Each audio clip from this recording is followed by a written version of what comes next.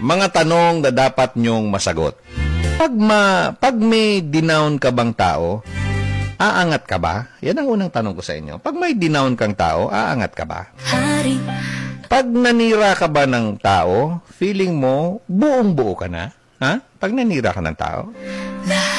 Okay. Pag may gusto kang tao na bumagsak ang buhay, ikakaangat ba ng buhay mo ito? Ha? Pag ayaw mo ba sa taong umasenso, ayaw mo yung taong yun na umasenso, aasenso ka ba? Ha? Okay. Pag may nakikita ka bang natatalo sa buhay, ikapapanalo mo ba yun? Ha? Nananalo ka ba? Kung oo, lahat ang sagot mo, sige, pagpatuloy mo yan, ang pagiging kupal mo. Okay? Pero pag hindi, itigil mo na yan. Nakakasama sa iyo yan. Mag-concentrate ka na lang sa mga bagay na ikababago ng buhay mo.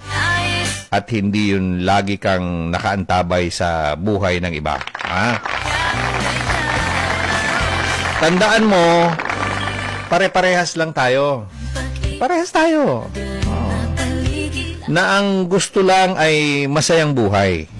Kasama ang mga mahal sa buhay. Di ba? Sana po nasagot niyo yung mga tanong ko, ha? Okay, pag-usapan natin. Dito lamang po. The one you listen to all day.